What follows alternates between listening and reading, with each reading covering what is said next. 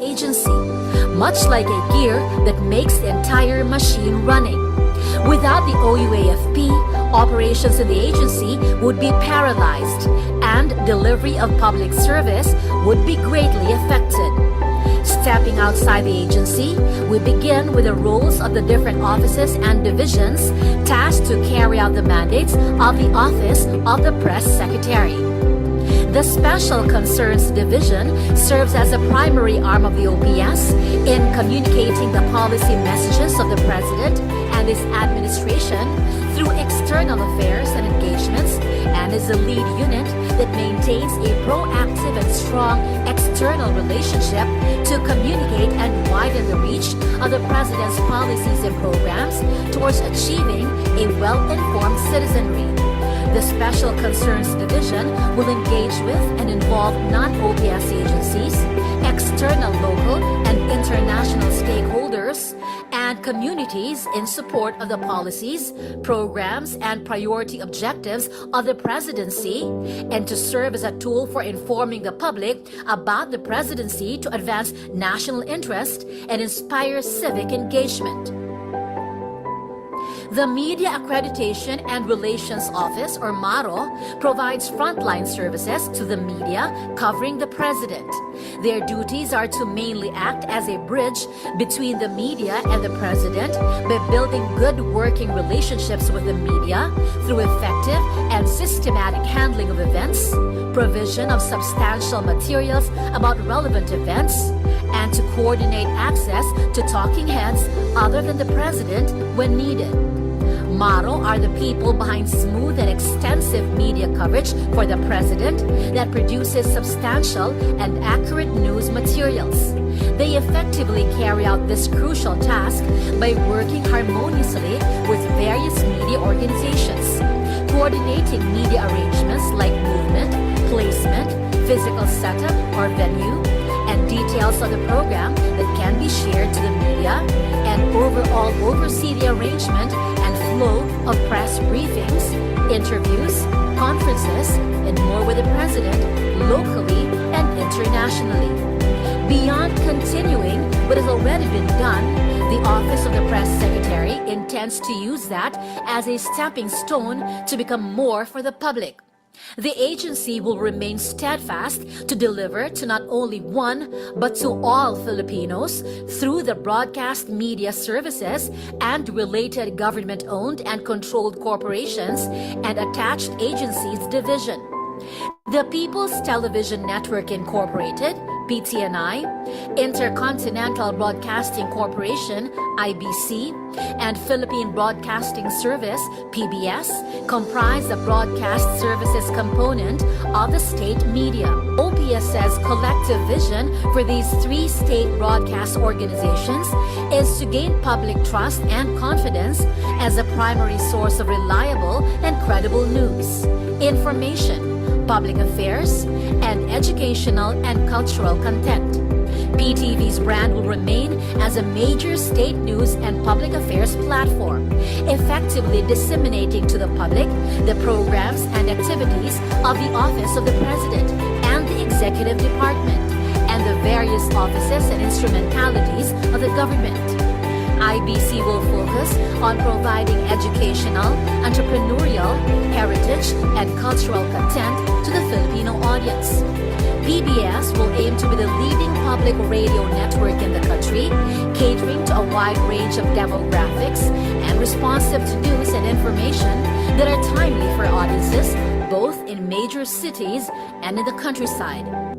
Introducing the old to the new, the Office of the Press Secretary intends to make use of the technology made available to us in this age to improve practices that conventionally thrived without it.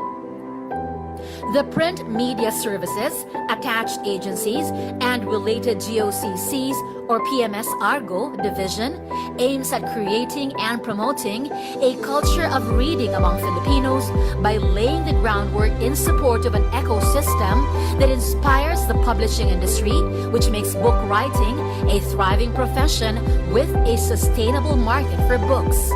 Towards this end, the PMS Argo, along with its attached agencies and related GOCCs, the News and Information Bureau, NIB, the National Printing Office, NPO, and the Apple Production Unit shall come up with appropriate and accessible materials that nurture a well-informed and enlightened citizenry that will impact on the Filipino community individually and as a nation.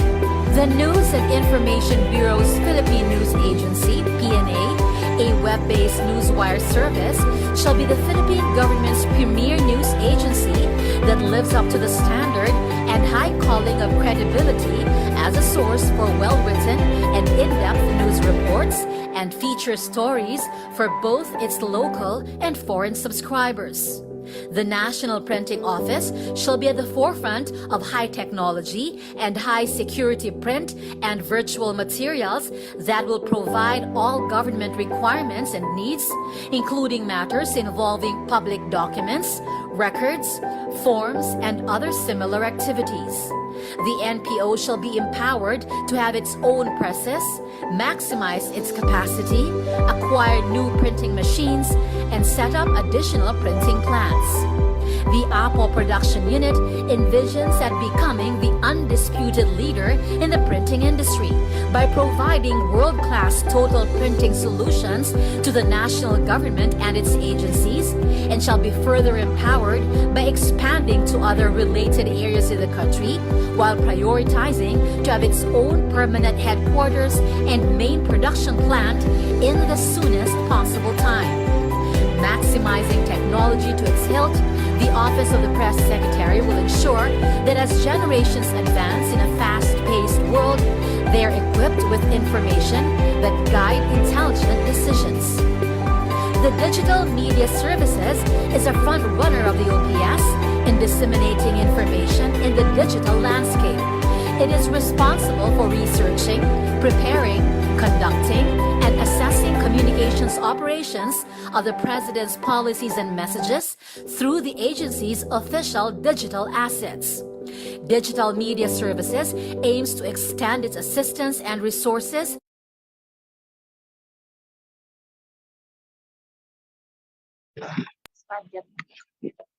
Yes, you may proceed, Secretary. Mayroon po kaming slide presentation. Ito po ang tanggapan ng kalihim ng tagapagpahayag. Ang next slide please. Hindi po kami ang PCOO, kami po ang Office of the Press Secretary, gawa po ng Executive Order number 2. Executive Order number 2, we organized and we named the PCOO and its attached agencies into the Office of the Press Secretary at tinanggal po yung tanggapan ng Presidential Spokesperson. So susunod please. Sa kaliwa po ang dating ahensya, ang PCOO. Ngayon po ay ihiniwalay ang ilang mga ahensya, ang Philippine Information Agency, ang programa ng Freedom of Information, at saka ang Bureau of Broadcast Services ay nilipat na po sa tanggapan ng ating Pangulo. Nilipat naman sa Presidential Management Staff ang RTVM. Ang natira sa amin, Philippine Broadcasting Service and Bureau of Broadcast Services, ito po yung radyo natin. Ang PTV, People's Television Network, IBC, ang National Printing Office at Apple Production Unit, ang Philippine News Agency, mayroon din po kami sa RPN,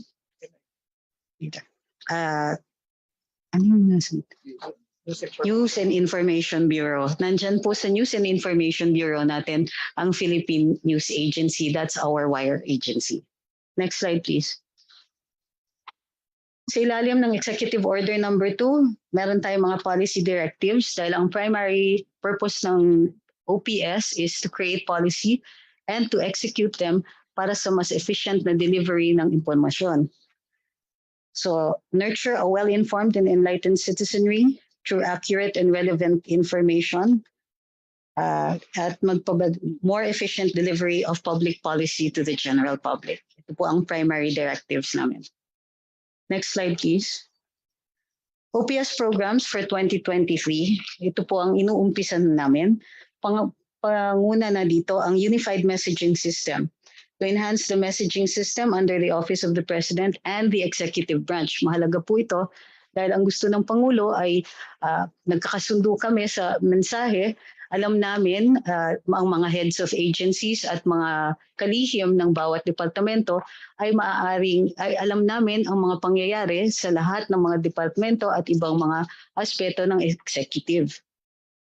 Pangalawa ay media literacy and fact-checking para sa aming digital media. Mahalaga po na dun sa tinatawag nating national conversation, kapag ang usapan ay napupunta sa iba't ibang aspeto ng gobyerno, lalong-lalo na sa executive, nakakapag-provide kami ng impormasyon.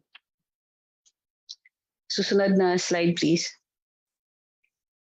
Mayroon po kami mga government publications, ang APO, at saka ang National Printing Office. Sila ang primary, dalawa sa tatlong official na printing ng ating gobyerno. Ang pangatlo po ay nasa Central Bank. Gusto namin dalhin to sa punto na maaari na rin mag-print ng libro at iba pang informational materials ang ating mga dalawang production units. Susunod ay mayroon kaming IBC 13. Kung ang PTV namin ay gusto namin gawing pangunahin sa delivery ng public information, public service, and other similar programs, ang IBC 13, which is still an ongoing network, ay tinatalaga namin para sa edukasyon, kultura at sining. Nagamit po ang IBC 13 nitong pandemya dahil sila po ang nag-broadcast ng mga programa para sa distance learning ng DepEd. Next slide please. Next slide, please. All right. Ito po ang budget na binibigay sa amin under the National Expenditure Program. 473,173,000. Ito po ay sa tanggapan ng kalihim. Ang aming personal services ay 192 million, MOOE 275 million, at ang aming capital outlay ay 5 million lang po. Ang ating national expenditure proper for OPS ay ang total during 2022 for PS personal services ay tumaas lamang ng konti from 2022 to 2023. Sa MOOE ay bumaba po ng malaki. Ang capital outlay ay maliit na lang po. So ang variance dito, ang pagbaba ng aming budget ay 44%. Ang total budget para sa aming mga attached agencies, PTV, IBC, APO, NPO, News and Information Bureau at saka PBS ay 748 million. Pero kung titignan po ninyo sa susunod na slides, ang IBC po ay zero po kami sa budget. Ang APO hindi naman po nilalaanan ng general appropriations. Ang NPO, mababa po. Ang nakalaan na pera para sa NPO ay hinahold lang at ginagamit para sa pag-replenish ng revolving fund. Susunod na slide please. Ito po ang comparative matrix ng GOCC subsidies sa nakaraang 3 taon, 2020, 2021 at 2022. Kung titignan po ninyo, ang PS, ang personal services ng ating PTV ay zero sa 3 taon na po running at sa susunod na budget po natin zero pa rin po sila. Ginagamit ng pambayad ng mga sweldo ng ating mga workers sa PTV ay yung kanilang corporate funds, yung kinikita nila sa pagbenta ng advertising and so on. Ang IBC po natin ay dati may personal services na 77 million, pero sa 2021, zero na po sila, sa 2022, zero, at zero din po sa darating na budget. Ang APO po kahit kailan ay hindi po tumatanggap ng GAA. Next slide please. Ito po yung original proposal namin for 2023. At ang binigay sa atin under the National Expenditure Program para sa mga GOCCs natin. So ang PTV, 0 PS, 0 pa rin po. Humingi po kami ng MOOE na 240,000 para maiangat ng konti yung antas ng sweldo ng aming mga workers sa PTV, ngunit ang nabigay lang po sa atin ay 125 million. Sa IBC po, ito po makikita na natin na humingi po kami sa Personal Services, MOOE at Capital Outlay para maituloy natin ang pag-broadcast ng IBC pero na-zero na po sila completely. Dito po meron kaming konting apila. Kung hindi po malagyan ang IBC, mawawalan po ng trabaho yung ating workers at by January, close operations na po tayo. Kaya po ito nabigyan ng zero ay dahil ang categorization ng IBP is for privatization. Ngunit base dun sa batas, kailangan pag pinrivatize natin yung IBC, makadeliver siya ng at least 1 billion para sa modernization ng PTV natin. Hindi po makaka-raise at the current state ang ating IBC. Kailangan palakihin natin yung value niya, pero hindi natin magagawa yan at this stage, lalong-lalo na pag mag-force to close ang ating IBC. Susunod na slide, please. Ito na po ang National Expenditure Program for Attached Agencies and Corporations from 2022, comparative from 2022 and 2023. So makikita po natin yung dami ng zeros. So ang IBC 100% yung variance niya, ibig sabihin 0 na 100% ang tinanggal sa aming budget. 19% increase ng konti doon sa PDV pero ang in-increasean lang po ay ang ating MOOE. Sa NPO, meron tayong 17 million, ito po yung sinasabi natin, hindi po ito ginagastos outright. Hinahawakan ito sa until kailangan i-replenish yung revolving fund niya. Dahil kumikita po ang ating NPO at nagre-remit ito sa National Treasury. Ang APO din po, above that, kaya zero po yan, ay dahil government-acquired asset siya at nagre-remit an average between APO and NPO, 100 million every year sa ating treasury. Sa News and Information Bureau natin, tumaas ng konti na to 8%. Ito po ang nangangalaga sa ating Philippine News Agency. Ang ating Bureau of Broadcast Services, primarily yung radyo ng Pilipinas, ito po ang government radio stations, may mga FM stations tayo at saka AM stations. Ito yung perhaps best performing namin, award-winning yung mga programa ng ating PBS, pero maliit pa rin lang ang na-increase namin for this year. Maraming salamat. Next slide please. Ang total agency budget at GOCC subsidy natin, 1.22 billion. Kasama na po dyan yung mga subsidy. Ito na po yung kasama subsidies ng ating GOCCs. Next slide please. Ito po, susunod ay, ito na yan. Quick summary lang ng 2023 budget for each of our attached agencies. As in the previous slides, tinanggal na namin po dito yung allocation para dun sa mga ahensya na nahiwalay na sa amin. Yung BCS, Bureau of Communication Services na napunta na po sa PIA, ang PIA na napunta na po sa Office of the President, ang PBS RTVM na napunta na po sa Presidential Management Staff. Next slide please. Ito yung comparative budgets ng ating attached agencies. Hiniwalay din po namin yung mga wala na sa amin. Next slide please. Ito po ang comparative matrix dun sa aming proposal at din sa nabigay na sa amin. So kung makikita po ninyo, ang aming capital outlay ay 5 million as opposed to the 363 million na hiningi po namin. At ang total po may variance tayo na kalahati halos sa OPS proper, not including yet the other agencies.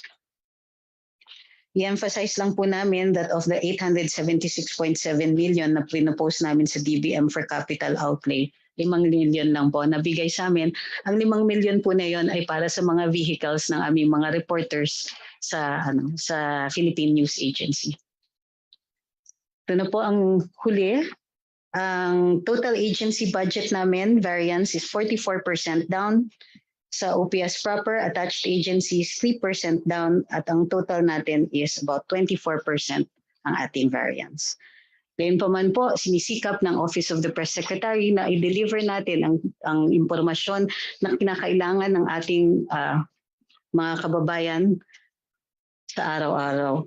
For a well-informed and enlightened citizenry, efficient and effective delivery of information to the general public, and improved viability of its attached agencies and corporations. Diyan po nagtatapos yung aming presentasyon. Salamat, Madam Secretary. So we shall now open the floor to questions. But before that, a few reminders. Each member is given 5 minutes for their questions. Of course, those 5 minutes will exclude the responses of the resource persons. And when you hear this bell, ayan, ang ibig sabihin po nun, wind up na, you have 30 seconds left. And of course, as part of our long-standing tradition, we accord preferential treatment to our minority members, and they shall be followed by the majority members in an alternating manner. So at this point, the chair recognizes from the minority.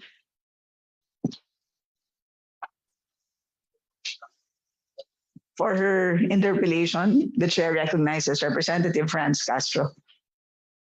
Magandang umaga po.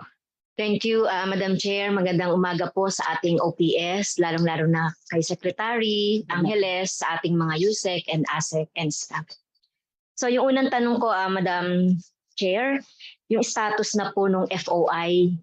So sa atin pong report, parang wala tayong nabanggit doon sa FOI kasi mahalaga po ito na magiging ng OPS yung FOI. Tuwing nangihingi po halimbawa ng mga data, document, sinasabi successful pero hindi rin naman na ibibigay yung mga information na gusto. So siguro Madam Chair, ano po yung status ng FOI sa Marcos administration? Madam, ang FOI po ay isang programa na nilipat na po sa Philippine Information Agency. At ang Philippine Information Agency po ay nalipat na sa pangingilalim ng tanggapan ng ating Pangulo. Nako, kanina kasi merong sana sa Office of the President pero hindi natuloy. Pero meron tayo kasi mga tanong kaugnay noong sa FOI. So paano po kaya yun, Madam Chair? Yung Madam, nandito mga po ang tanong PIA. natin sa FOI. Who is the representative of the PIA? Madam Chair, Deputy Director General Carl Fajardo of the PIA. As you're recognized. Yes, Kindly respond. thank you, Madam Chair. Madam Chair, the Philippine Information Agency, by virtue of Executive Order Number 2, Series 2022, has already absorbed the Freedom of Information Program Management Office. At dahil po sa executive order na to, magiging end-to-end na po ang serbisyo ng PIA sa bansa. So, kung dati po nagiging gatekeeper tayo ng impormasyon, ngayon po tayo magiging gateway ng impormasyon. Dahil po end-to-end na po ang ahensya ng PIA, matutulungan na po namin na ma-improve yung service delivery ng FOI. Mas mapapalaki na po yung coverage ng FOI dahil po ang PIA ay may mahigit 16 na regional offices at 78 na provincial offices nationwide. At matutulungan din po at the same time ng FOI na mabigyan ng capability development ang mga information officers para po makapag-process ng mga FOI requests and at the same time makapag-lobby ng mga FOI ordinances sa ating mga LGUs. So ito po yung nakita nating magiging benefit and improvement sa FOI program natin, Madam Chair. Thank you. So dati kasi, thank you Madam Chair. Dati kasi yung mga halimbawa, yung mga SALN na hinihingi, na nakalagay naman yan sa RA 6713, SALN halimbawa ng presidente at sino mga opisyal.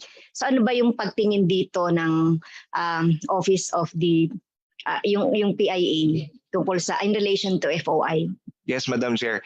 Ngayon po, meron po tayong mga panuntunan kagaya po ng pag-ensure na makikita po sa FOI request kung ano po ang purpose ng pag-request ng mga information para po kung ano po yung eksaktong mga information na hinihingi, ma-evaluate at maibigay po ng tama ng FOI.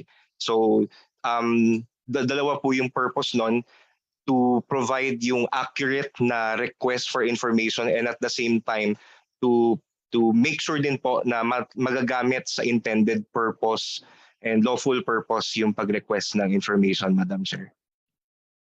So may ensure po ba ngayon ng Office of the PIA na magiging iba ito doon sa approach na ginawa nung sa dating administration? Madam Chair, sa ngayon po, dahil po buong ahensya na po ang kikilos para sa improvement ng FOI, makikipagtulungan po kami sa lahat ng agencies, kasama na po ang legislative branch para po malagay po lahat ng safeguards na para sa individual at para rin po sa mga nagre-request ng information. Mas magiging efficient po ang ating FOI program. Finally, Madam Chair, on FOI, yung implementation ng FOI para sa mga PWD. In particular, for the deaf and blind, ang feedback po natin bukod sa usual na complaints, na kabagalan and response, being not responsive to the question, pinagpapasapasahan sila. Ito yung mga deaf and blind community natin. So walang respeto dun sa concern at accommodation para sa mga disabilities. So paano nga po ba ito ma-access ng mas mabilis ng ating mga deaf and mute? Thank you, Madam Chair.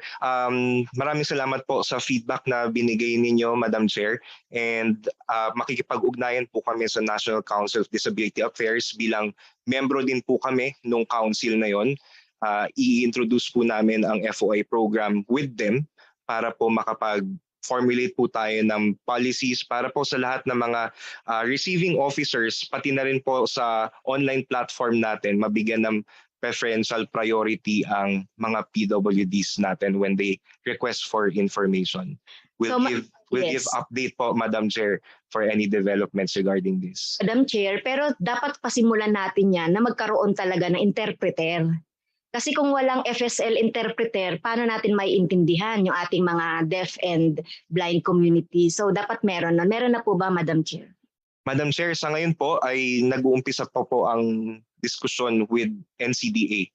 And we will make sure po na yung mga interpreters and yung mga assistants po sa pag-request ng information ay mapoprovide para po may easy accessibility ang lahat ng tao kasama po ang mga PWDs natin. Tanong ko po, meron na po ba tayong interpreter doon sa ano? Madam Chair, sa ngayon po wala pa. Pero dahil po nandito na po tayo, uumpisahan na po natin dahil ang PIA po ay kasama naman po sa NCDA. So mai-integrate na po natin yung mga programa ng PIA, yung accessibility ng FOI para sa mga may kapansanan. Kailangan ko lang, Madam Chair, ng commitment kung magkakaroon sila ng plano kaugnay dito sa mga interpreters na ito. Yes, Madam Chair. The PIA will commit to provide access to our PWDs for their ease in requesting for information. Thank you, Madam Chair. Next, sa NPO, hindi po masyado nakakatuwa na meron lang tayong budget para sa PS. Though sinasabi nila na kumikita naman yung NPO.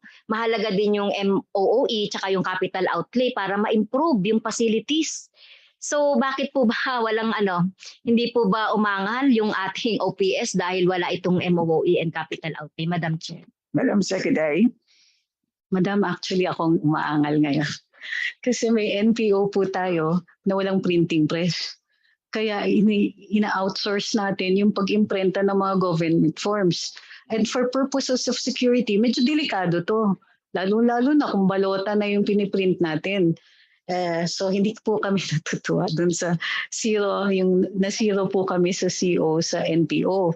Ang maaari po kasi namin, ang pinopropose namin bilang legislation sa darating na Kongreso ay mabigyan ng retaining capacity. Kasi nagre-remit kami, 100 million per year.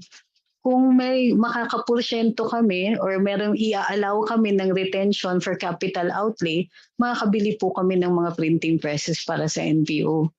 Ang ambisyon nga namin, hindi na lang government forms. Pagka nakabili kami ng iba't ibang klaseng press, aabot na rin tayo sa punto maka-encourage tayo ng pagbabasa. Kasi isang panglaban sa mga fake news ay makapacitate natin ang ating mga mamamayan, marunong magbasa, marunong nag-i-encourage ng mga nagsusulat ng libro, na-i-encourage yung mga second round printings na wala ng copyright rin. Yung process of decoding kasi sa pagbabasa nakakatalino. Pangalawa, kung marunong magbasa at marunong magbasa na maigi ang ating citizenry, yung issue ng fake news medyo nadidiminish. Magkakaroon ng kapasidad maghanap ng impormasyon through other sources ang ating mga mamamayan. Kaya ang hihingi namin in terms of legislation, baka pwede naman kami makapacitate na bumili ng press namin or additional presses. Wala na talaga kasing working sa NPO. Madam Chair, magkano po yung request? At NPO. Ay, Miss Pan. For capital outlay, itong bili ng press natin. Ay, DPS yan eh. Capital outlay. Wala. Hindi, yung sa ano natin. Madam, ang presses natin, well, apparently kami pa lang yata yung nag-iisip na magbili ng press ang NPO. Tinitignan ko po yung mga proposed budget ng previous years, going back 3 to 4 years, wala po tayong proposal dun sa pagbibili ng press. So kailangan po kayong balikan. Usually ang mga lumang presses natin kulang-kulang sa 100 million eh. Yun na yung mga luma. Pero kung mag-print po tayo ng security, mas mataas yung value ng mga presses natin. Maaari po kayong padalhan ng study doon sa iba't ibang klaseng mga presses na gusto sana naming bilhin. So, sige Madam Chair, kasi mukhang kailangan natin yan, lalo-lalo na sa pagpiprint ng mga official mga documents natin.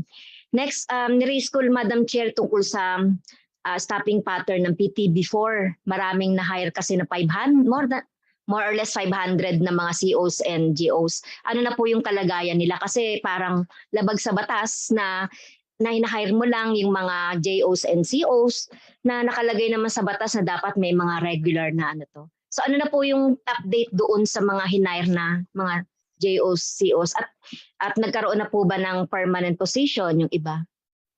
Madam, ang problema po natin sa PTV, hindi po inaalaw na gastusan natin through the GAA yung sweldo ng ating mga empleyado. Nakukuha lang po natin yung pambayad sa kanila dun sa corporate funds. So kung ano yung kinita ng PTV, yun po yung ibabayad natin sa kanila. Ang capacity po ng PTV medyo mababa pa po kasi marami tayong problema. Unang-una, mahina ang pagbenta natin ng advertising dahil ang reach ng PTV ay umaabot lang po ng 36% ng population natin. As compared dun sa mga commercial broadcasting stations na umaabot ng 89% dun sa kanilang reach nationwide. So doon pa lang sa labanan ng bentahan ng ads, natatalo na po tayo. So hindi pa tayo full capacity kumita doon sa PTV dahil yung ating upgrade sa PTV masyado pa pong mabagal. Dahil nga ang dependence natin is doon sa capacity niya to earn na hindi rin natin magawa dahil wala rin po tayong capital outlay, Madam, po-point out ko lang. Ang capital outlay po natin sa PTV, 0 po. Hindi po tayo makakadagdag ng mga transmitters. Hindi po tayo makakadagdag ng na pag nag-migrate tayo to digital, kukulangin po talaga tayo. And ang deadline po ng migration natin is next year. So dun sa aming station sa PTV, we have 32 na licensed stations. Pero 15 lang po ang operational. Nag-i-age na po yung ating mga transmitters at saka kulang na po talaga yung ating equipment.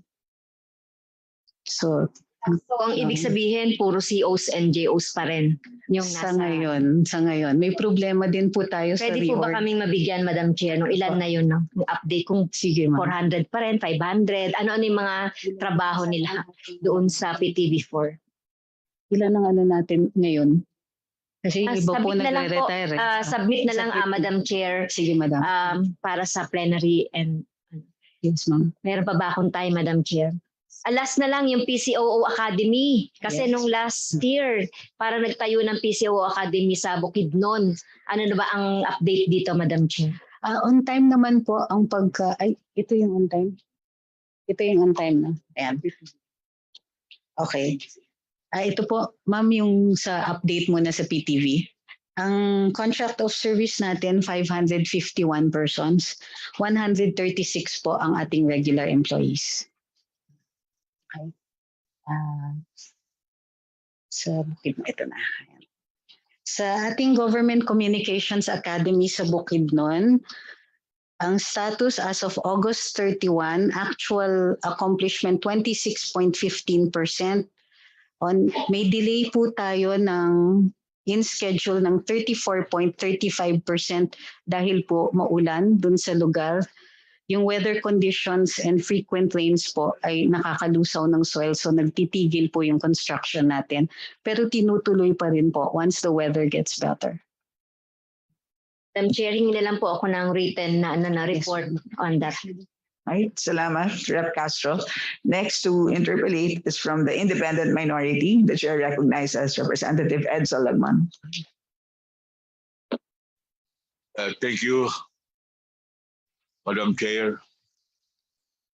And thank you for your presentation, Secretary Angeles. We all know that no technology has been weaponized to an unprecedented level than the social media. Is that a correct statement? Medyo may value judgment po kasi yung term na weaponized. So, ang kinikilala po namin ay yung power ng social media to convince people. Yung paano o kung saan po siya gagamitin, nasa individual na po yun. So, pero agree kami na napakalakas ng social media. Okay. In fact, in the Philippines, there are 92.05 million Filipinos who are social media users. Is that correct? Agree po kami, general ballpark, opo, mga ganun po. And they are the actual or prospective victims of misinformation and disinformation on social media. Is that correct? Sir, kung ang sinasabi natin ay potential o posible po, hindi po rin namin sinasabi na actual na biktima sila. Kulang po yung data natin para mag-conclude ng ganun. Sa ngayon ba walang actual victims sa mga Pilipino na gumagamit ng social media? Sir, tingin ko po, medyo general yung statement na yon. Baka masasagot ko po yon kung meron tayong specific na instance. Yung mga fake news, for example, ilan ba ang actual victims nito? More or less, among these 92.05 million Filipinos who are using social media. Palagay ko, hindi nyo kailangan sagutin ngayon yan, pag-aralan po ninyo yung actual and potential victims of misinformation and disinformation. Madam Chair, may we know whether the Office of the Press Secretary has a concrete policy and campaign strategy against disinformation and misinformation on social media? Madam Secretary. mayroon po kaming plano na mag-create ng fact-checking team at saka pagbibigay ng additional na impormasyon ukol dun sa mga raging issues. Nagmo-monitor po kami ng social media at nagiging responsive po kami. Halimbawa, kamakailan, may mga kinokonduct na di umano'y tinatawag na raid ang POC. So we took the pains to explain what the exercise of visitorial powers is as compared to a raid. Hindi pa po ganong kalaganap siguro dun sa punto na lahat ng mga instances of potential fake news ay masasagot namin. Gayunpaman, inuumpisahan namin na mas responsive kami dun sa mga issues tungkol dun sa mga government functions, sa exercise ng executive powers and so on. So mayroon po kami, kulang lang po kasi yung PS namin, nag-create naman po kami ng mga research teams for this purpose. Madam Chair, for purposes of brevity, can we request the Secretary to submit to the committee and to this representation their concrete policy and strategy on fighting disinformation and misinformation. And we shall await for that policy statement or position paper. Opo, magaganap po. Yes, and the chair directs the secretary to make all submissions through the Committee on Appropriations. Thank you. Opo. Can I continue, Madam Chair? Please, Rep. Lagman. Now, Finland is winning the war against fake news and misinformation. I think the Secretary is aware of that. Yes, sir. And do you know what strategy Finland used to fight against fake news and misinformation? I don't have the specifics, pero nag-umpisa po yung kanilang paglaban sa fake news to their educational system. That's correct. That's correct. It's using the educational system by developing and teaching media literacy skills. And I think we should be able to do that in the Philippines. Will you support, Madam Secretary, legislation which would mandate the inclusion of social literacy skills in our curriculum, both in the schools and colleges and universities? 100% po. In fact, bahagi nga ng programa namin para sa aming digital media ay media literacy at saka fact-checking. So yes sir, kung mayroon po kayong proposed legislation, on board kami, tutulong pa po kami. I intend to file a bill on that, Madam Chair, Madam Secretary. Just for the record, let me read what is the definition of media literacy. Media and information literacy consists of the knowledge, the attitudes, and the sum of the skills needed to know when and what information is needed, where and how to obtain the information, and how to evaluate it critically and organize it once it is found, and how to use it in an ethical way.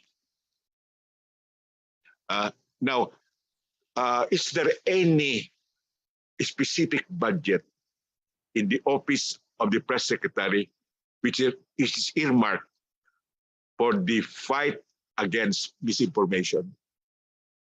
Sir, under the National Expenditure Program for 2023, wala pa po. Kaya ang ginagawa namin is what we can. Nagdo-double time yung aming mga empleyado for social media monitoring. Could you also submit to the committee your proposal on how much funding would you need to support the campaign against misinformation, including media literacy. Madam Chair, matutupad po. Thank you, Madam Chair. Thank you, Secretary Angeles. Salamat, Rep Lagman. Before we proceed to the next, I just have a quick question. I recall seeing an image of a printing press when you showed your video earlier. Is that the NPO? Hindi po, yan po yung APO. Oh, okay. Thank you for that clarification. So the next to interpolate is from the majority. The chair recognizes Rep Manuel Sagarbaria. Thank you very much, Madam Chair. Madam Secretary, this is my first view of the proposed budget, your proposed budget for 2023. And I was perusing, of course, I cannot go to the nitty-gritty things of this because it is my first view. So, but if I go on a macro level, what I cannot understand is that in your proposed budget for 2023, which was already discussed or asked earlier, there you practically zero capital outlay. And that is cannot be understood. What is happening to the programs, especially if you talk about communication, which is very dynamic, things change very fast, and you cannot come up or can be updated because you don't have money for capital outlay. Is there, when you made your budget, were you told by DBM that wala kayong capital outlay? Was this mandated to you, or it comes from your office itself that you say we do not need any money for 2023 to improve our services to the people of the Philippines? Karamihan po ng ating Can you budget, please speak in English? English, I don't yeah. think I know very most much. of our budget was drafted by the previous administration. So for example, the proposals for the National Printing Office, zero capital outlay because the previous system has been always to outsource our printing needs. But in this one, we had very little opportunity to propose capital outlay for NPO because the DBM says we might not have the absorptive capacity to buy our presses right away, which is why our proposal really is to allow us a retention fund rather than remitting the entire amounts, 150% of what we earn from NPO and APO, if we'll be allowed to retain a little more so that we don't ask money anymore from the DBM, and it isn't in the capital expenditure program, but that we be allowed to retain a certain amount so we can do our own capital outlay. Sir, if we had our way, yes, we would have asked actually for more for capital outlay, but it was also a pandemic budget and it's economic recovery time. So we understand also why the DBM has been very strict with us. At, Madam Secretary, you still have time. Yes. We're still in net. No, Yeah. things can still be changed. Because I do not believe that an agency can work without any capital outlay. Especially here, you have dropped some. Let me see. What is this? Sir. You have a decrease of about almost 500,000. Is this million? This must be million. 500 million for your grassroots communication activities. And what we want now is that information goes up to the barangay level, Yes, sir. to the last mile, as what they say the Department of Education wants. We are now trying our best to have internet connection to the last classroom, to the last mile, and you are dropping your budget. It doesn't make sense. Maybe you can talk to Congress and do some realignments Ay, sir. for you to be able to be given more budget in this, because I believe the information should not only be here in Metro Manila, but it has got to go down to the lowest level, to the grassroots level, to the farthest barangay, to the farthest classroom, especially if you want to educate our children, especially also now that technology is very dynamic, the internet of things, it can be used. If you, one way or the other, empower all the schools with an internet connection, I do not know how you're going to do it, Work it maybe with the ICT. I do not know. But we have to reach your information, what is going on to the farthest Filipino living in the rural areas. That is for me very important. And you have decreased your budget. So I hope you can do something about this. This is very important to me. That, information, we are now in the age of information. So, and we are cutting the budget and bringing information to the farthest barangay. It doesn't make sense. I believe so. You have to do some adjusting. I accept that because of the absorptive capacity that you have lowered the budget, but that is not your fault. No, it's the agency's capacity to absorb the budget. With your new leadership, hopefully, you can absorb what is given to you 100% for the next, how many years? 6 years, if given a chance, no? Yes. Madam Secretary. So I hope this is just a proposal. This is still the net, the National Expenditure Program. The next step, no, maybe we can do some adjustment. You can propose. You write the speaker. There should be some adjustments here, because doing this, you will just be doing what they have been doing for the past how many years. Walang impact, walang change, walang nada. So I hope you can do something about this. This is your challenge. You're coming in. You have 6 years to be able to deliver what is expected of you from the rest of the Filipino people. 112 million Filipino people. That is my only comment, Madam Chair. Thank you very much. Salamat, Representative Zagarbaria. Next to interpolate is from the minority. The chair recognizes Rep. Marisa Magsino.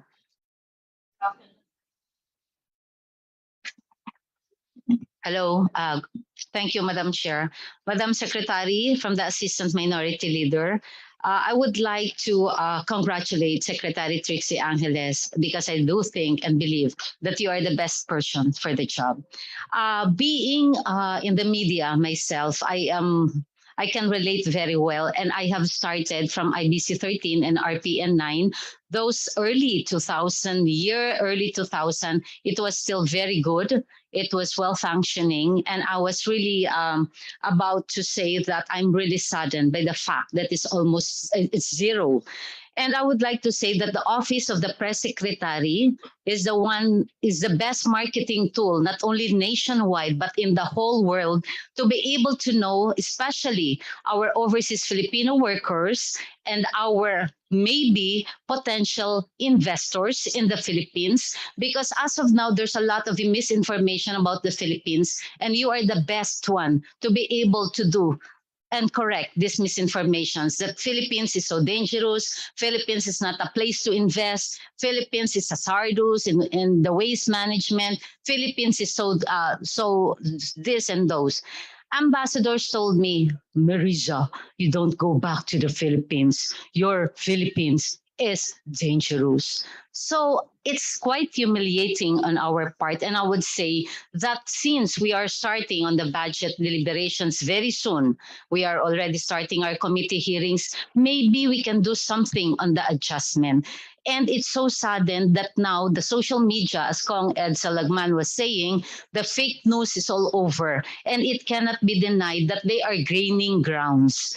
This is the very fact that we should do something about it. I would like to say our PTV4, RPN 9, IBC 13, supposedly they are into privatization, but it never happened up to this very days. And I would like to say that the people, the personnel, they are so, sorry my word, they are so kawawa. We don't even know what is the future ahead of them.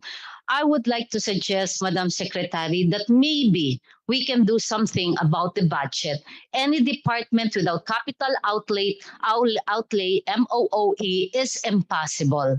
And as we can say, my goodness, that's the very reason we are here this afternoon, to be able to help you out. 2023, there's still 2024 and years ahead.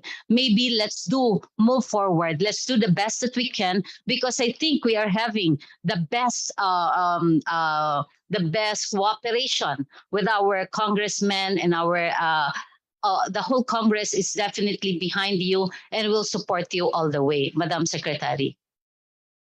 Thank you very much, Madam Chair. With your indulgence, we'd also like to specifically highlight IBC 13. It has great potential. It has helped the DepEd during the course of the pandemic. And we want to continue with the educational, culture-related programs which help out our Department of Tourism.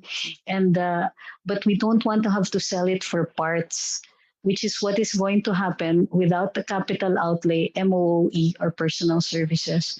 So yes, we're committed fully. We will make additional proposals. We'll find a way to do something about it. We also will be continuing talks with the TPM. Madam Chair. Sorry, I would like also to say that there are a lot. The press secretary is very important in a way because there are like information dissemination that is definitely an assurance for our citizenry to know what's happening inside our palace.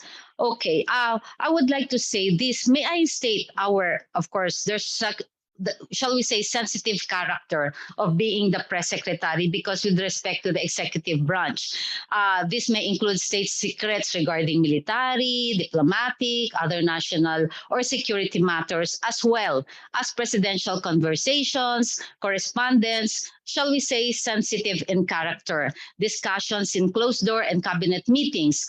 Obviously, these pivotal issues that determination of the meaning, what is a sensitive character in relation to the presidential conversations and correspondence.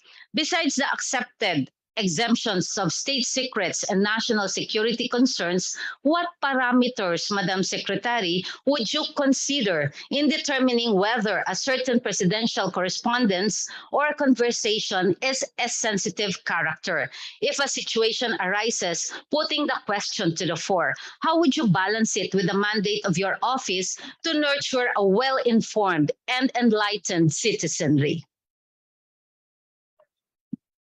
These instances of conversations that are already in the law. These are exempt from any challenge to FOI. Diplomatic conversations, conversations in the cabinet, negotiations involving international relations, and so on. We adhere by the definitions already laid out by the law and defined by the Supreme Court in these instances. We have no intentions of adding to them, if we add to them, that will be another barrier to the transparency efforts of this administration.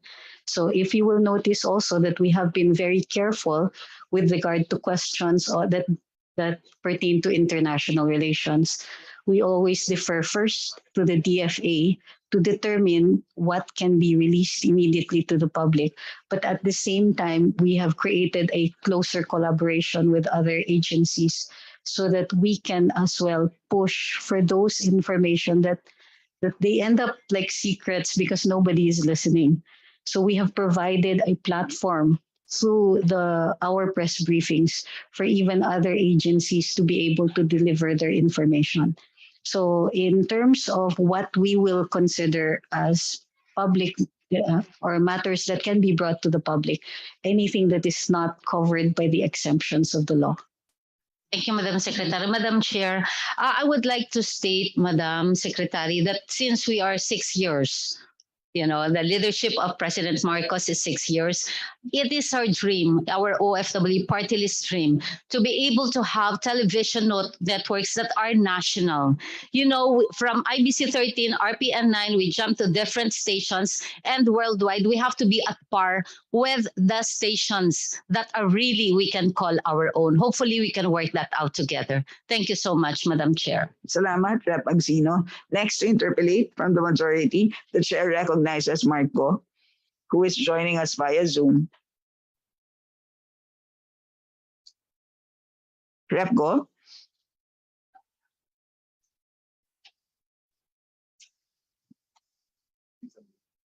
Rep Go, are you around?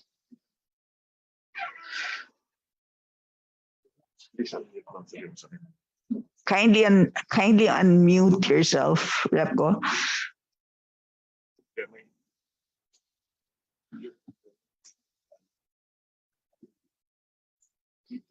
Rep Go.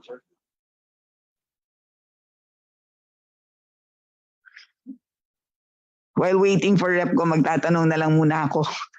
Total ako naman ang sponsor. So kailangan talaga Salamat maliwanagan ako. Well, okay. Una sa lahat, ano po ang target mix ng media na sinusuportahan ng budget na to? Like what portion will be for traditional, what portion print, what portion TV, radio, as well as SOCMED? Dito sa National Expenditure Program, ang lumalabas po halos zero for our broadcast. At dahil kinukuha po natin yung digital natin, primarily nasa MOOE at saka sa PS siya, wala rin po kaming outlay na deny po yung request namin to upgrade our IT, our software and hardware, and our capacity to broadcast via internet.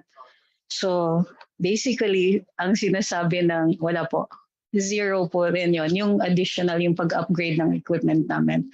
So like I said, yung capital outlay lang po na pinayagan sa amin, yun po yung magiging basihan natin for saying na ang prioritize dito is our news agency, which is the PNA, dahil binigyan po nila kami ng 5 million para sa sasakyan.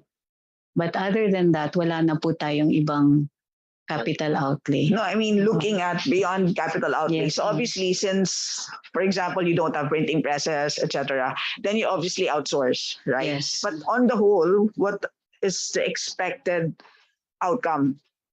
Right, considering that you don't own a lot of the machinery needed, etc., but then you do outsource. What do we expect? I mean, I'm trying to imagine what sort of engagement you would have with the public sphere, right? Would we see you half the time SOCMED, other half traditional? Yun nga po yung primary. Basically, what this is saying is to concentrate on social media dahil mababa po yung costs nun. Pero wala pa rin kaming increase sa PS at saka sa MOOE, sa personal services, which means we're doing what we can with what we have, with the technology we have. At primarily, most of that will be conducted on social media. So nag-increase po kami ng pages at ang tinitignan namin yung increase ng mga reach namin. So yun po ang magagawa namin positive in terms of expanding our capability to deliver to the public. For everything else, we'll do it what we can with what we have. Ang problema po ng NPO na walang printing press ay nagmamahal po yung cost. So kaya nga po ang proposal namin ay bigyan kami ng kapasidad na makapagbili ng presses natin. That way, across the board, hindi lang po gobyerno yung makakatipid. Pag marami na yung presses, makaka-expand tayo into educational material subject to the Book Development Board, of course. At saka yung mga second round printing, yung wala ng copyright ng mga libro, we can actually go into multimedia libraries and so on. Meron na tayo uling capacity. Yung balikbasa program namin, inuumpisahan namin this year with zero budget, and we're just using all of our existing personnel to double time on the additional workload. Salamat. Yes, I'll just finish. Ito pong abolition ng Office of the Presidential Spokesperson. But then I suppose you took over that function. Tama po? Technically, wala pong spokes. Yun ang sinasabi ng ating Pangulo. Kasi continuing yung engagement niya. Meron siyang blog at kadalasan, halimbawa, nung nagka-earthquake, siya mismo mag-a-address sa ating media. So siguro mga once or twice a month, si Presidente mismo ang haharap. On everything else, yung trabaho ko po pag nagko-press briefing ay to clarify yung mga polisiya niya. Hindi rin kasi kakayanin ng Presidente na araw-araw or every week meron siyang press briefing. So kami po yung mag-e-expound dun sa kanyang mga existing policies, directives, and so on. So I'm wondering about the plantilla positions in the previous office. Ano nangyari po doon? Abolish po lahat yun? Hindi ba pwedeng magamit ninyo? Tinignan nga po namin noon. Wala pong plantilla positions yung Office of the Spokes. Pero yung budget nila, malilipat po sa amin. We already put in a request dun sa Deputy Executive Secretary for Finance and Administration. And how much is that? Hindi po nila sinasabi pa sa amin. Nag-request kami ng amount pero hindi nila napasa pa sa amin. But it's already with them. Alam po na nila. So in other words, that's some kind of light at the end of the tunnel. A very Merong- small one. Yes. May certain amount na hanggang ngayon mysterious pa, hindi pa natin alam kung magkano yon. But eventually, maidadagdag po yon dito sa ating NEP 2023. Yes, ma'am. Okay po, that's good news. Third question po is, you mentioned that you are unable to privatize IBC. And the reason is because the current market value is below 1 billion. Very much below because So it's how much going is to- it? In the area of like, is it below 100 million? Way below kasi ang value niya right now is the existing franchise which expires in 2025. So ang equipment niya is analog. Wala pa po kaming digital. Ang programming niya was dependent on DepEd pero kung hindi po ituloy ng DepEd yung kanilang programa for next year, wala na po silang income. Hindi po kami makaka-market if we are for privatization. Walang gustong mag-invest sa amin dahil nga dun sa kategorya na for privatization, tinitigil yung funding, wala nang pumapasok ng kahit ano. So nagpadala na kami ng petition sa Governance Council for GOCCs na i-lift yung categorization na yon to ongoing concern. Kung ongoing concern, maaari na po namin gastusan for programs and so on. Magkakaroon na rin kaming basis na hingin sa susunod na National Expenditure Program, yung para sa MOO, EPS, at saka an affirmative amount para meron na kaming programming, para makadevelop tayo ng programming. And hopefully magkaroon uli kami ng corporate funds. And based on your slide, so you have 3 TV networks. So that's PTV, IBC, and RPN. Yes, ma'am. Pero yung RPN po, shares lang po meron kami doon. We own about 20% shares of RPN. Isa pa po yun. Yung sale ng IBC at saka ng RPN is supposed to raise 2 billion para ma-upgrade natin ang PTV. Unfortunately, at the current value, ano yung current value ng RPN? Nasaan yung natin? Hindi pa rin po tayo aabot ng, ang batas kasi nakalagay, dapat i-raise natin 2 billion from the sale of RPN and the sale of IBC. So since hindi na nga aabot ng 1 billion dun pa lang sa IBC, 20% shares lang dun sa RPN. Ano yung current market value niya? May net capital deficiency pa pala ang ating RPN at 2.4 billion.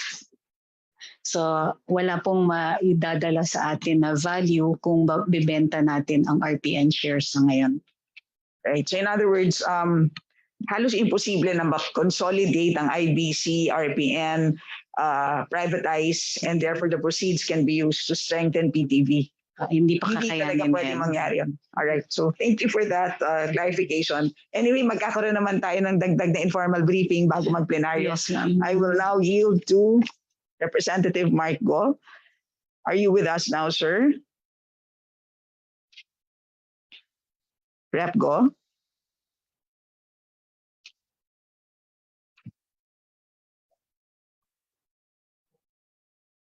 Yes, can you hear me now? Yes, Rep Yeah, Go. thank you, Madam Chair. You know, I would like to follow up the questions that you have raised earlier, Madam Chair.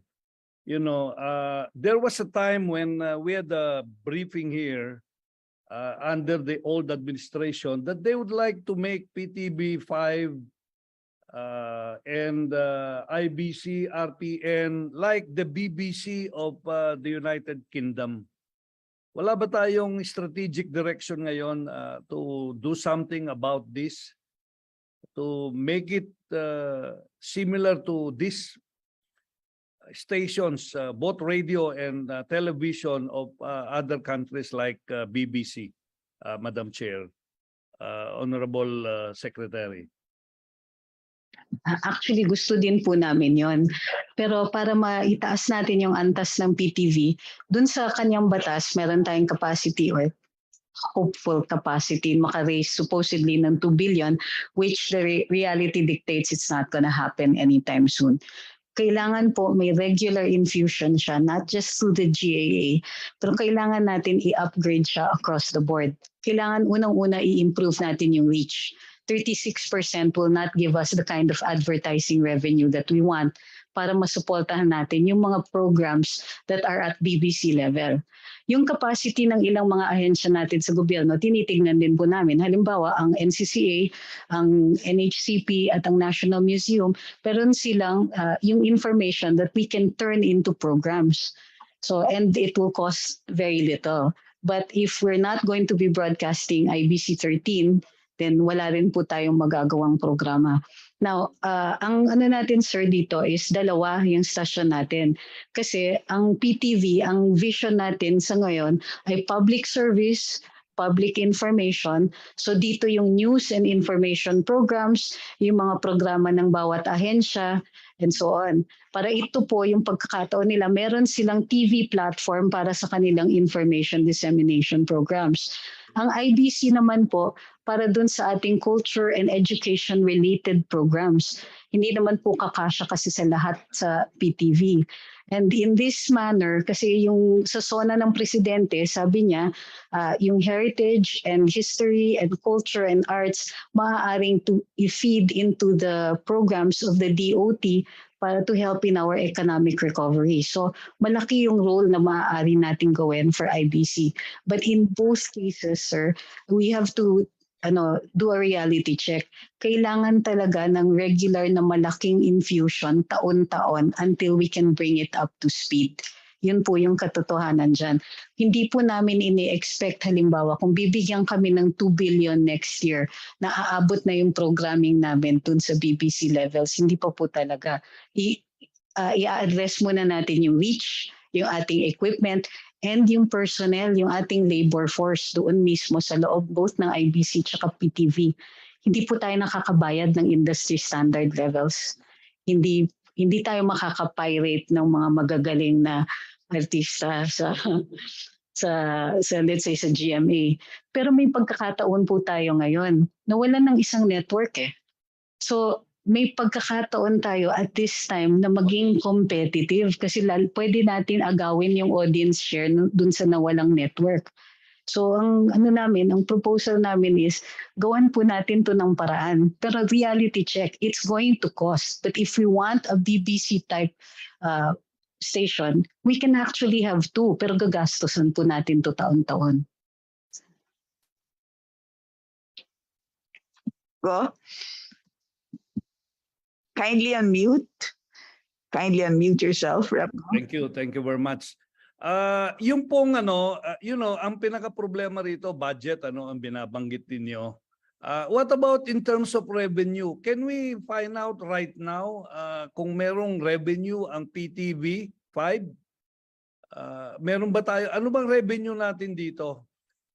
Can we ask the different government agencies na imbes nila mag-advertise sa ibang istasyon, dito na lang sa ating government entity?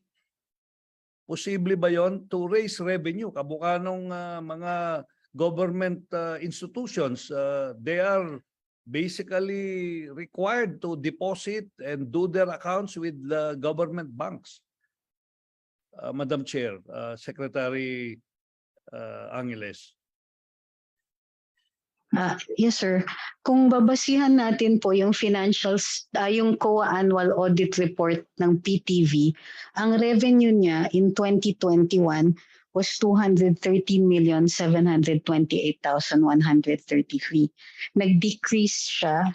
Increase siya from 43 million kasi nung 2020 kumita siya ng 170 million. Ang nakikita natin dito kasi ay this was during the pandemic and people really relied on PTV for the information, lalong-lalo na yung laging handa programs and so on. So may capacity po tayo. Yun nga lang, most of that went into personal services. Kasi yun nga po yung hinahabol din po natin. We had a period when we had labor issues with PTV. Aminado kami that we're not paying at industry standard. So hinabol na po namin yan. Hindi pa rin at industry standard, pero at least yung mga utang namin na back wages nahabol na po namin. Ang kailangan na lang po namin is yung budget para nakakaplantilya na po sila. Meron tayong yung kasiguruhan sa kanilang sa kanilang mga trabaho. Marami pa po ang JO at saka contracted services. So kulang pa rin yung kinita ng 2021, which is at 213,728,000. Dito po sa budget ninyo for 2023 on PTB, nakalagay po rito ang PS ninyo, 0. So walang magsusweldo po sa kanila for 2023? Hindi po. Tama po ba yun? Hindi po. Yung sweldo po ng ating mga empleyado ay nanggagaling dun sa corporate funds. Yan po yung kinikita dun sa advertising. So, Okay. yun nga po. Tamang-tama lang po yung advertising revenue ninyo to pay for the salaries and wages of our employees at PTV. Actually, kulang pa po. Na zero po yung PS namin kasi nag-i-increase naman every year yung aming advertising revenue.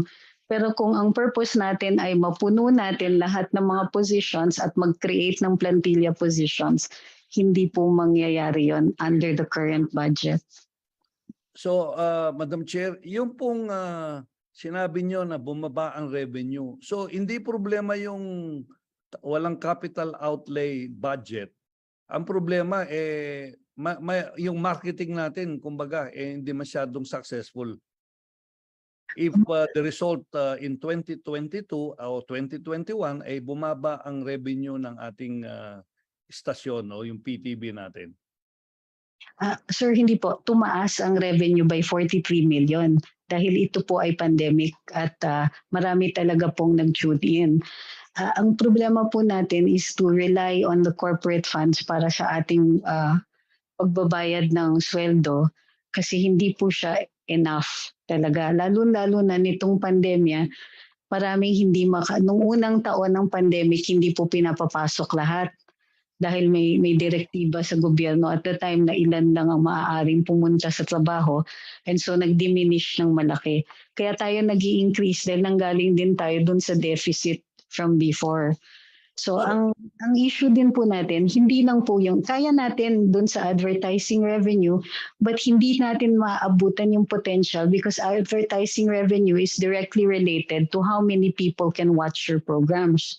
Dahil 36% lang po ang reach natin, mababa din po yung ating value dun sa advertising. Madam Chair, yung pong revenue natin, if you determine yung percentage contribution ng mga public institutions versus yung mga private, magkano ang porsyento sa public enterprises na nag-advertise sa atin?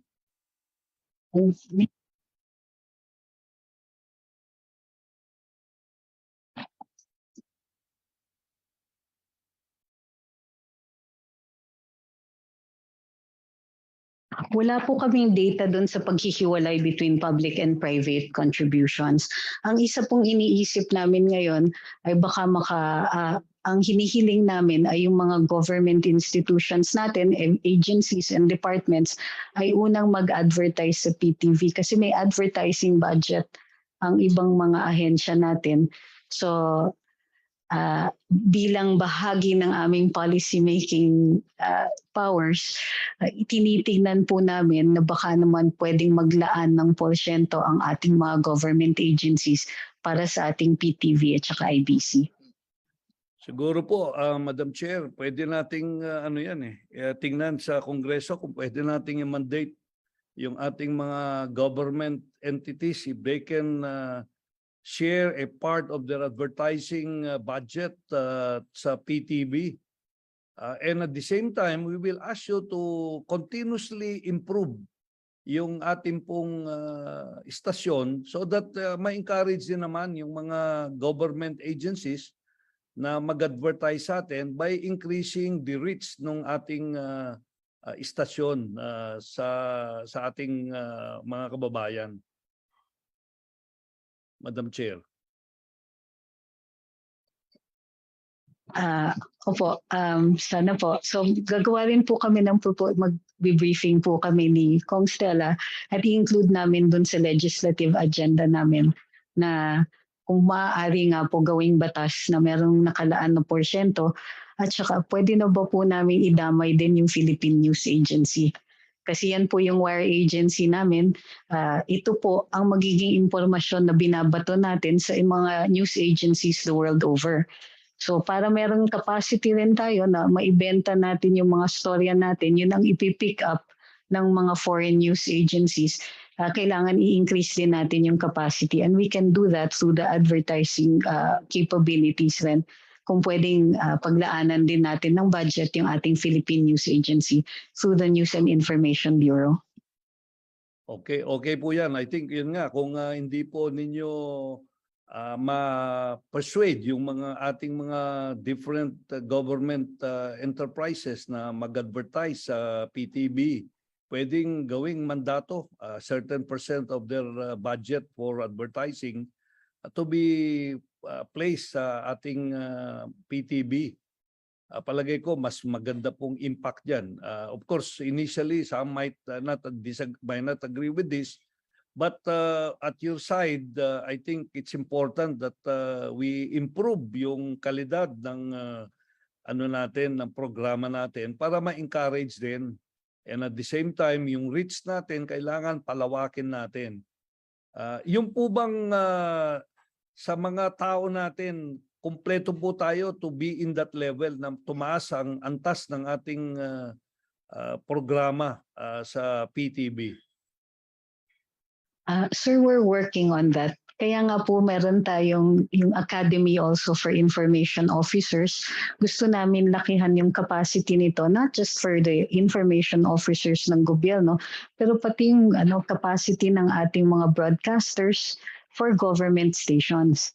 So gusto namin yon na i-increase yung capacity. But right now, dahil nga po mababa yung sweldo, hindi pa umaabot sa industry standards, ang kinukuha namin yung mga raw talent na we have high hopes of being able to develop into more how do you call this, yung professional industry level kahit na ito pa lang yung aming na i-offer na sweldo para sa bayan for now. Sige po ma'am. Thank you very much Madam Chair.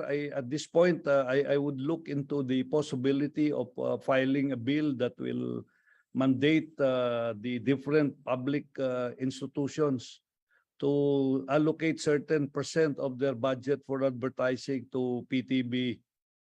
Yun po siguro makakatulong yan at on your side, yun nga, kailangan lalo nating pag-ibayuhin yung pagandahin yung ating serbisyo sa PTB para naman ma-encourage sa itong ating mga government institutions na sa inyo ibigay yung percent ng mga advertising activities nila. So maraming po salamat Madam Chair. I will conclude my interpellation at this point. Thank you. Salamat, Repco. Next to interpellate, the chair recognizes Representative Michael Romero.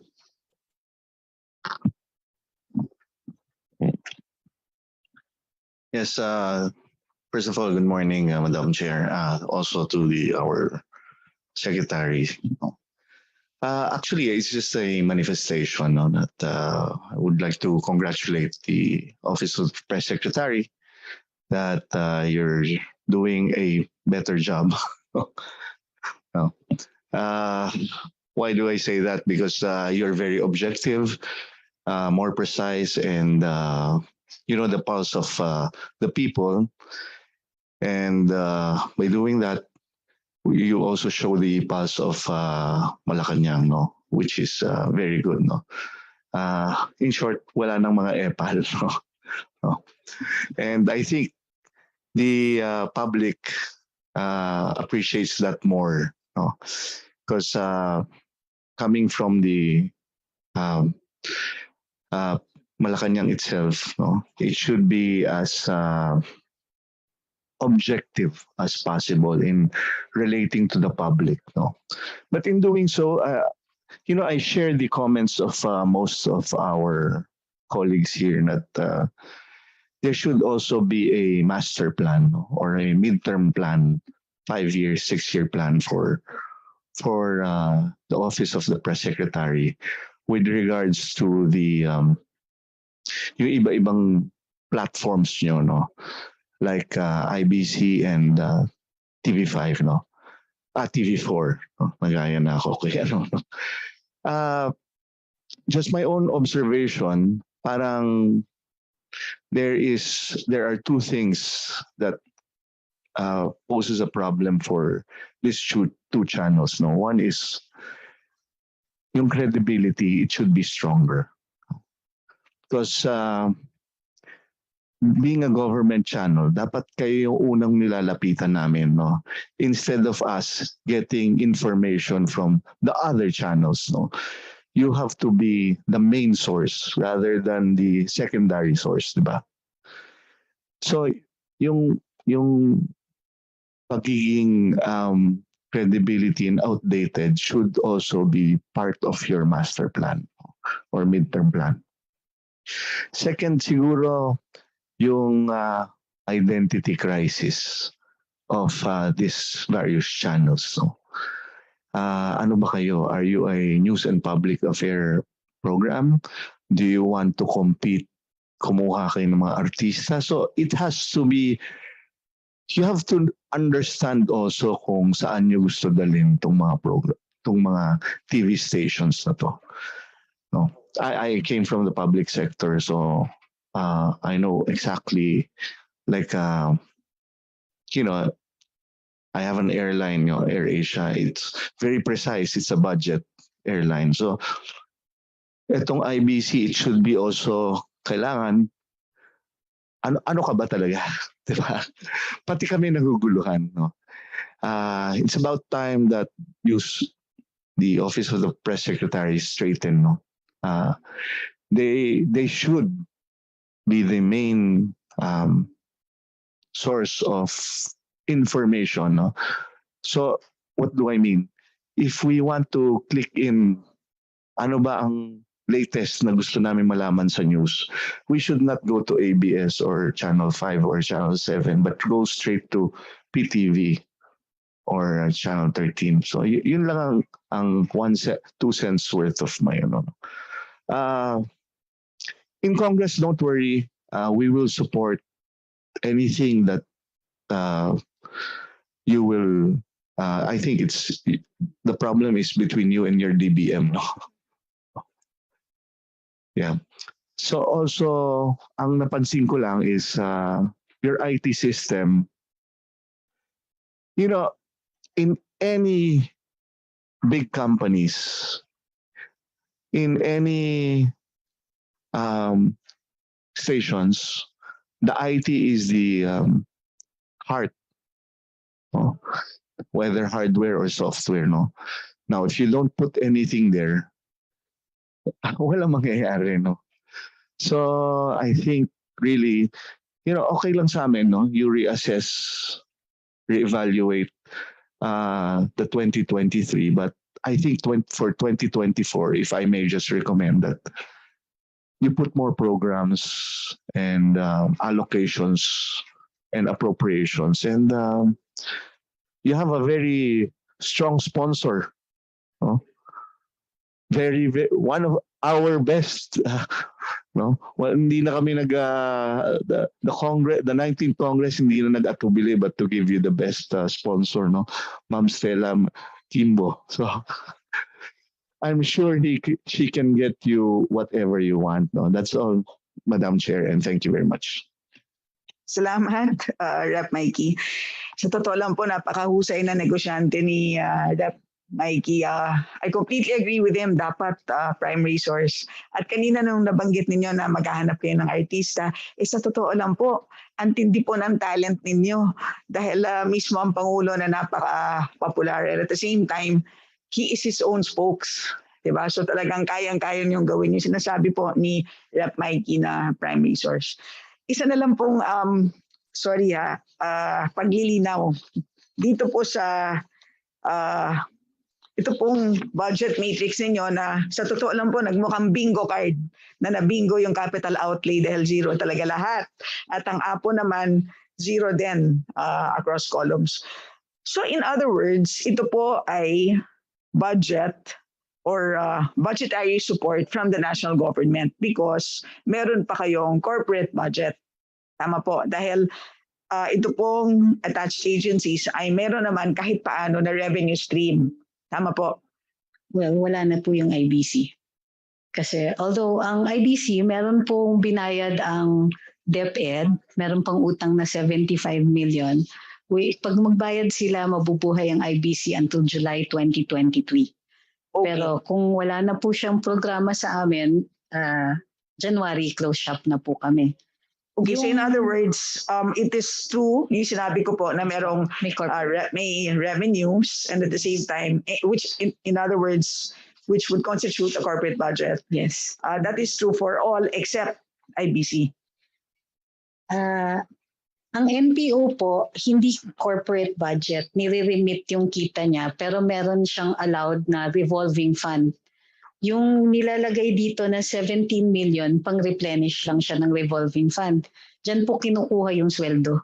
Okay. At saka MOOE. And Pakisubmit na lang po sa committee yes. yung kabuuang budget from all sources of funds para magkaroon kami na mas malinaw na picture kung ano na talaga ang sitwasyon ng OPS.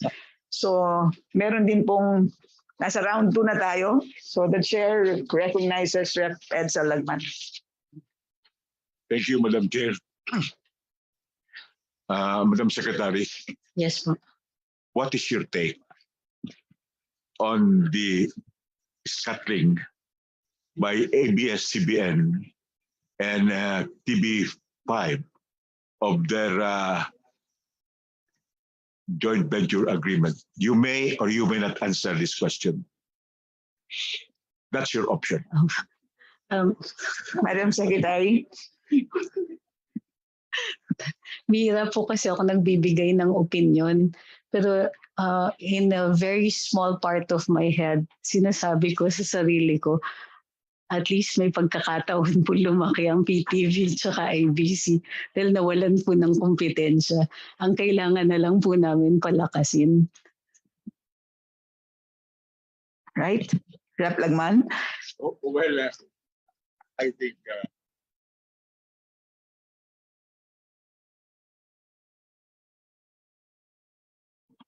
think that would be quote unquote a self-serving statement.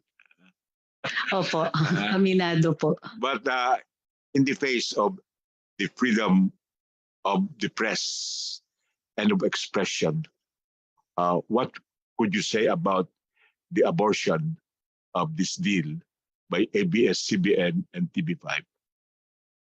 Maaari po bang mag-decline ng comment? Thank you.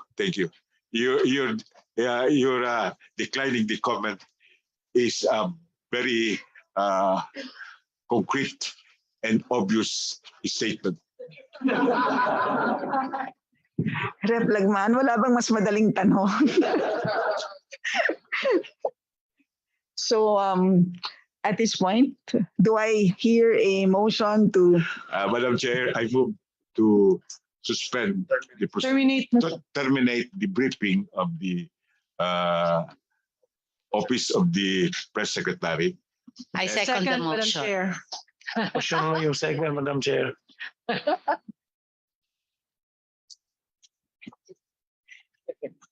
the budget briefing of the OPS is hereby terminated? Do I hear a motion to suspend the briefing? We close the suspension of the meeting. Second. Second, Madam Chair. Right. Ano, Edsel, di ba ano pa lang? Sexual contact pa lang. Hindi.